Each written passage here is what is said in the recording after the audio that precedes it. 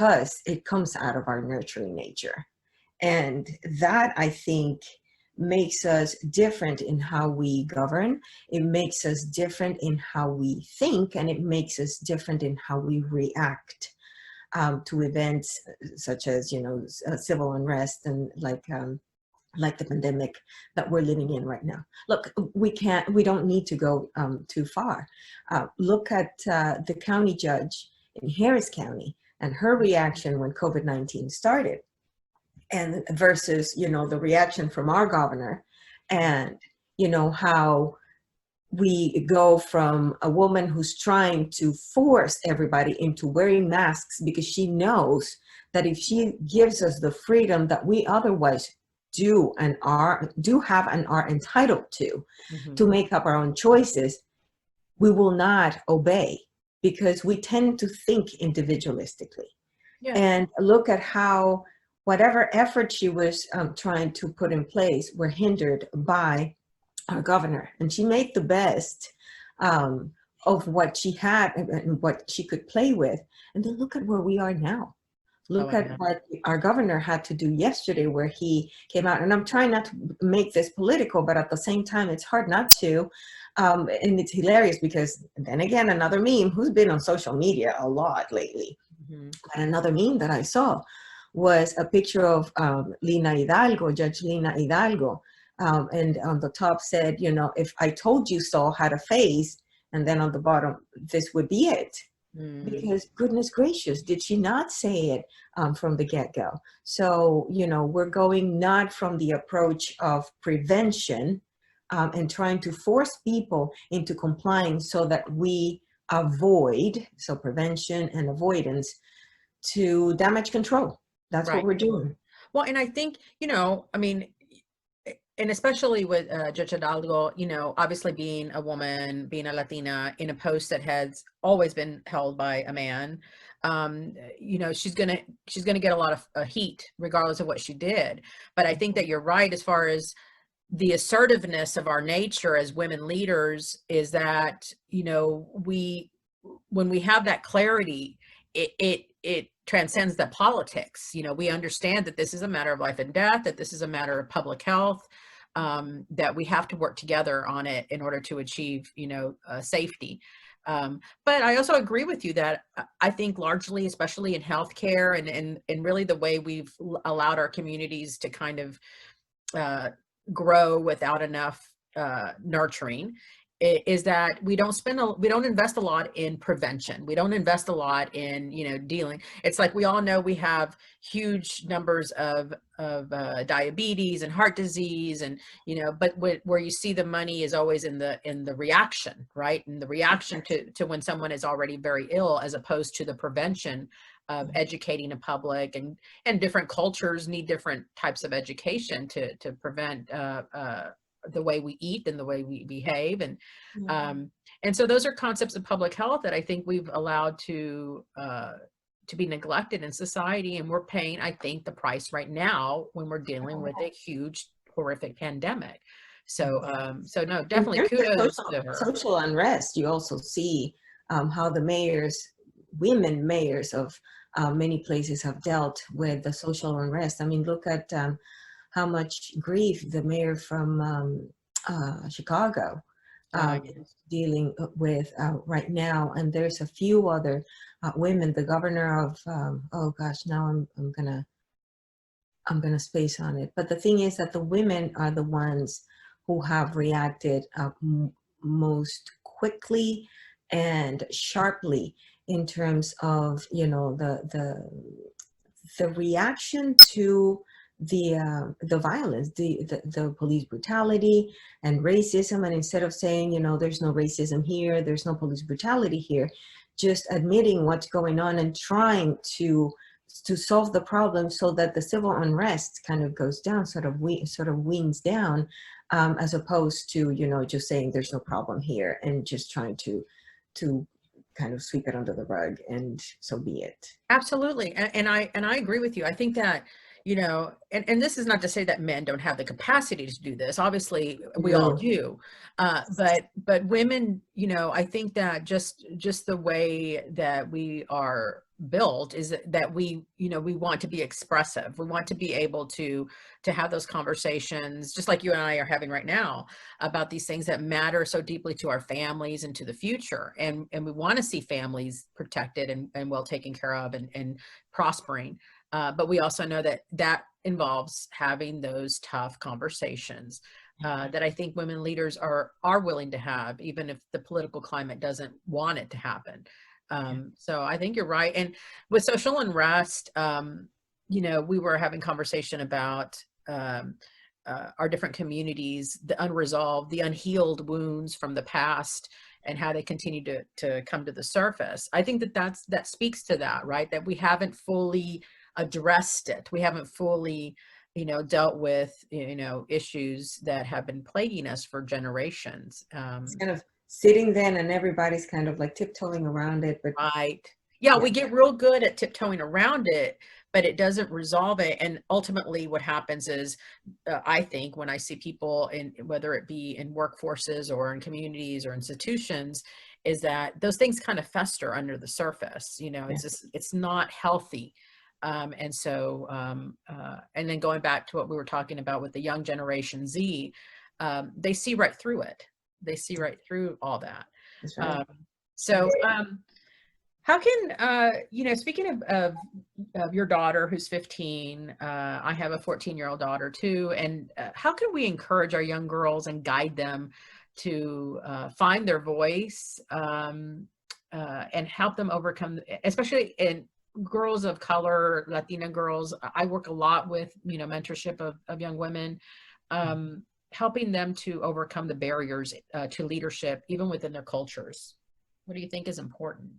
The first one is to let them know that it's okay to be heard and to be seen, that there's nothing wrong with them. That's what I think. And that one of the biggest things that I had to overcome, because remember, I'm a Generation X, and I was told what to do, when to talk, and how to sit, and what girls could do and what boys, and it's just trying to explain to them that it's okay to talk, and it's okay to be seen, and it's okay to speak up. And I think that once they realize that, and in part, I don't know if it's cultural, in part, I think that culture may have something to do with it.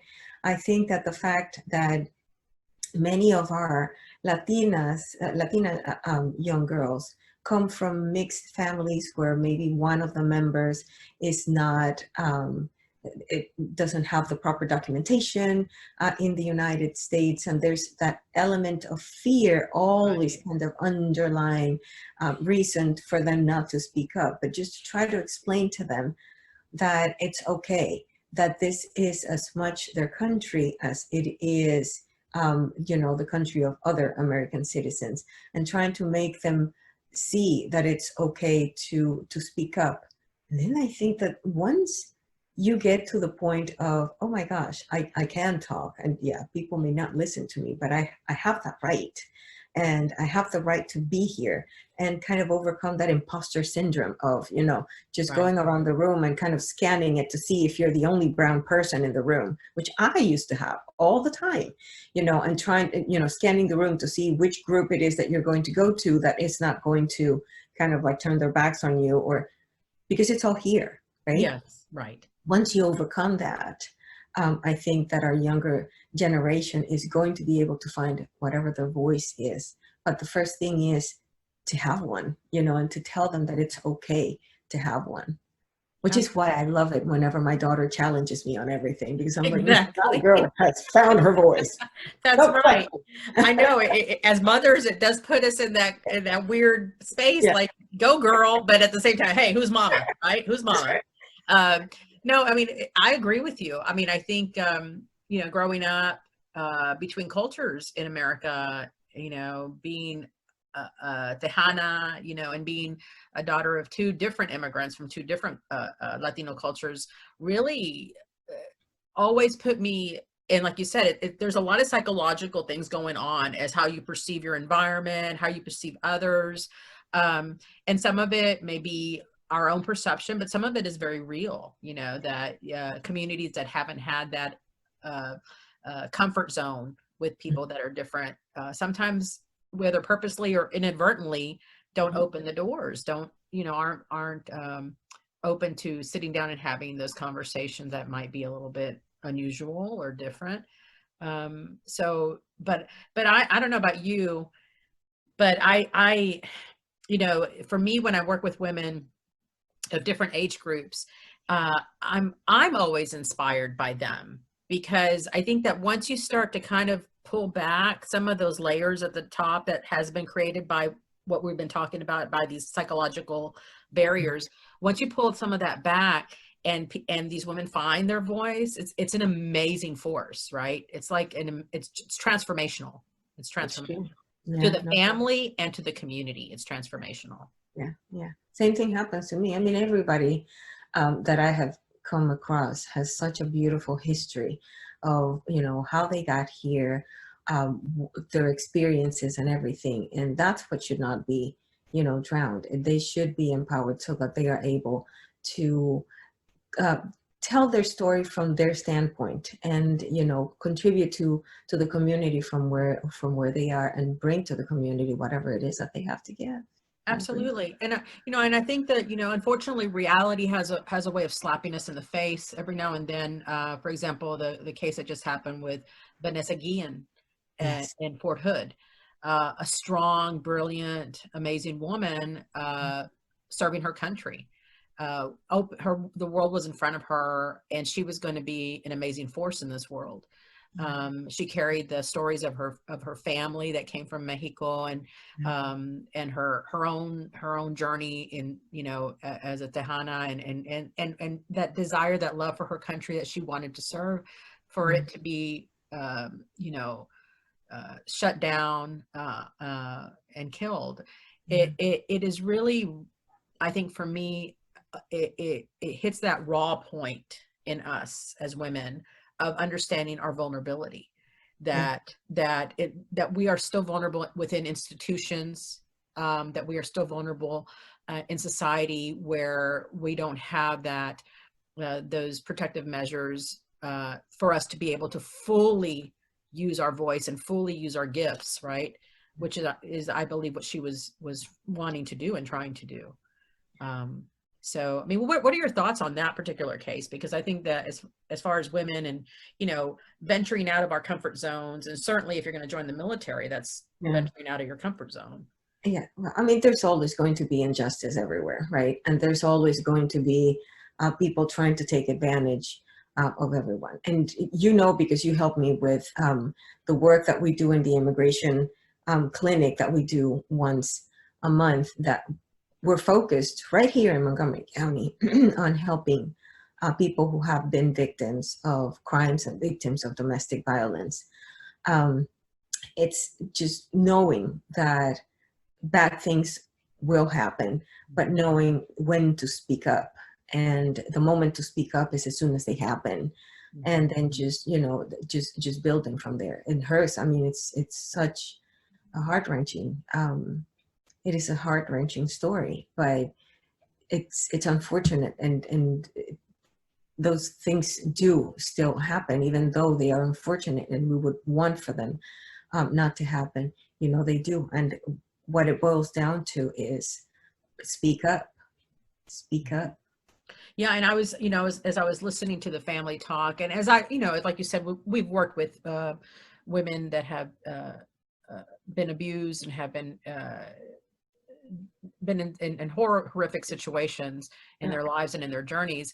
And I think all women, we know we have either friends, family members that have found themselves in situations. It does call on us women that are not in those situations to be able to advocate even more strongly for them. Or women who have been in that situation and have overcome that There you situation. go too.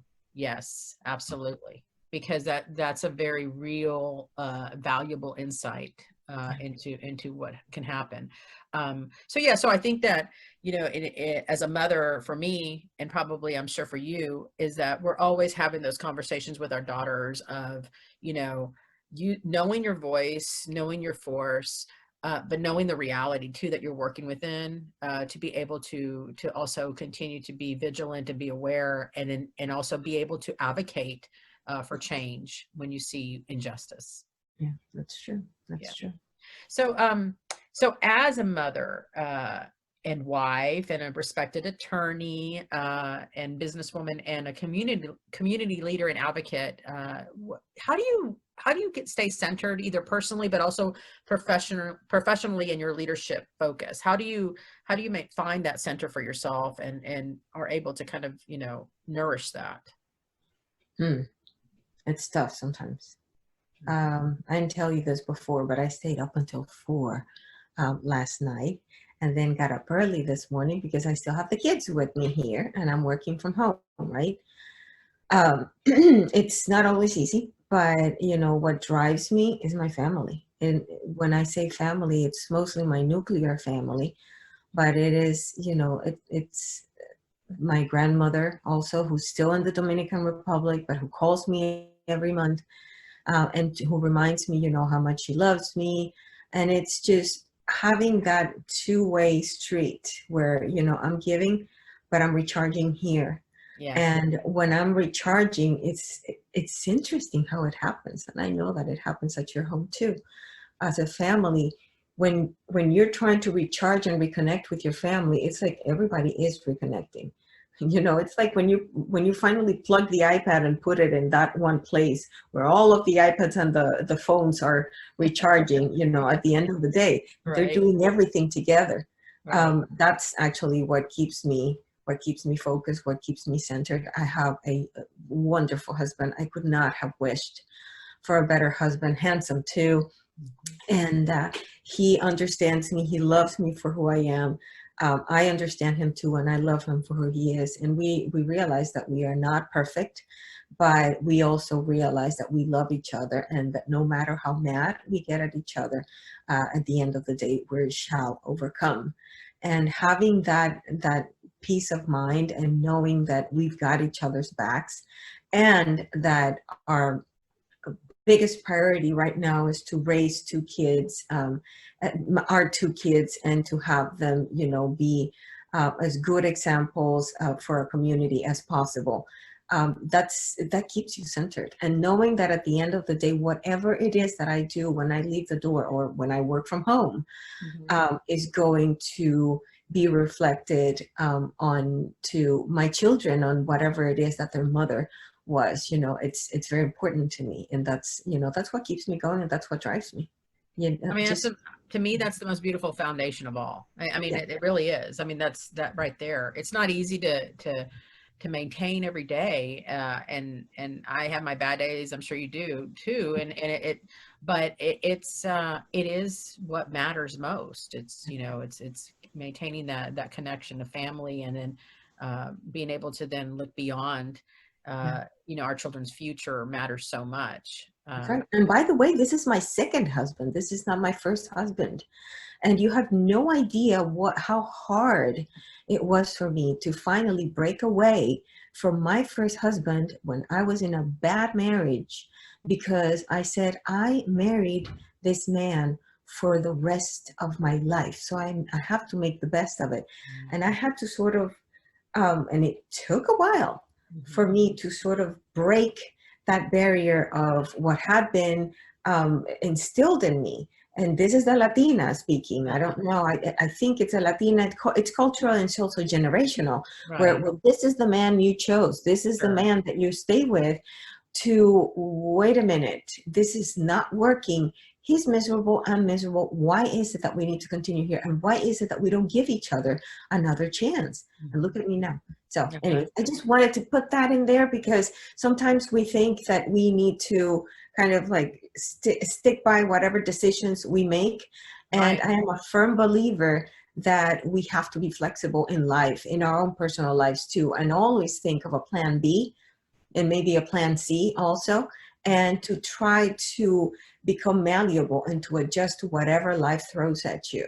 You may get married like I did the first time, thinking that this was going to be the man with whom I was going to spend the rest of my life, the man that I had known for years, the man who was the biggest, the oldest brother. Actually, he was not the oldest. He was the third brother of my best friend in, in high school and then at the university. But it didn't work out, and it was okay that it didn't work Right, out. right.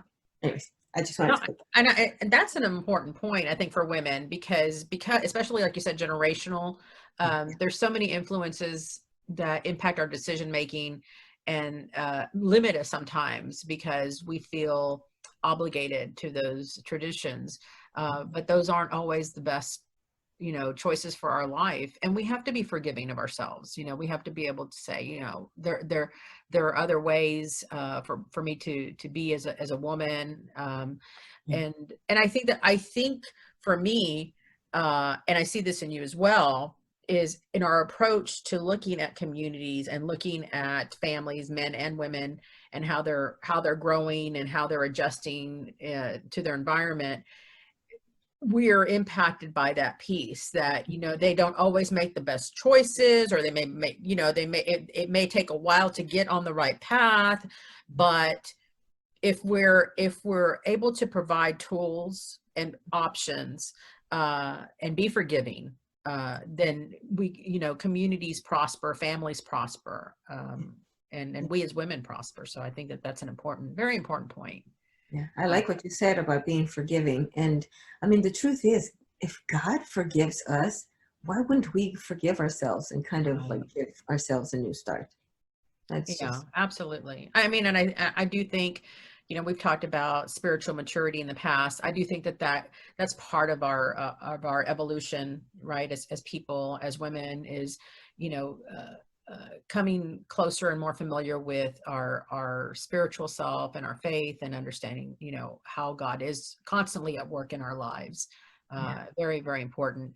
I know for me that has always, I always say my work is more of a vocation than it is a profession. I always say I left my profession, years ago, to take this on as a vocation, because for me it was a spiritual calling that said, okay, it's time to activate now. It's time to mobilize in a different way. It's no longer about tending to the wounds of those that are hurt. It's now, more than that. It's speaking truth. It's speaking hope in a world that sometimes feels very dark. yeah. And so yeah, I think that our role as women, in our communities and in our families, is so vital going forward, especially for our young.